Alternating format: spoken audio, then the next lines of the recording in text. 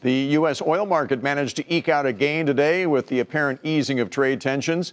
Domestic crude settled at $53.49 a barrel after a month-long losing streak that threatened to push prices into bear market territory, meaning a decline of 20% or more off its most recent highs. Joining us with his outlook, John Kilduff from Again Capital is back with us here.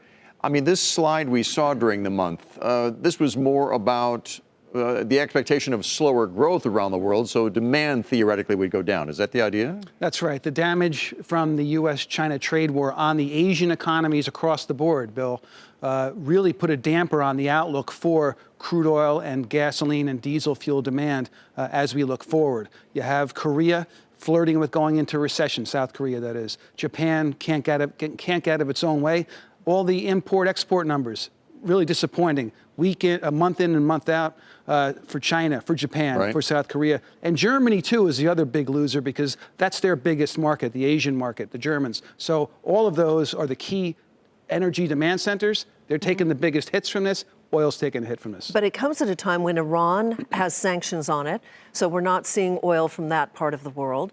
And in addition to that, we have Venezuela, which is in a political crisis. So it's kind of an interesting juxtaposition. It is. There's a remarkable complacency in the oil market right now.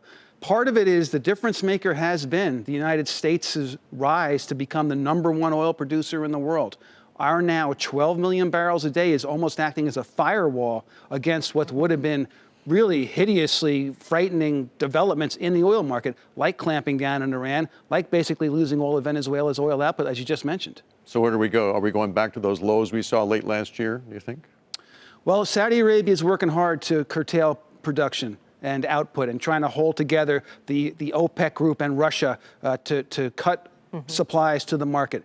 It should have something of a stabilizing factor. Obviously, we're still in a very dangerous neighborhood. Anything could happen at any time. If the Iranians do act out, and they are getting squeezed mightily right now, Bill, then we'd be in a different kettle of fish. But I think for now, the low that we hit this week, around $52, will probably hold. It does mean sub-$2 gasoline for a lot of folks. Right. 50 is the number to watch. I don't think we'll get much below that. But again, the problem is that all the geopolitics could rear its ugly head. Oh, yeah.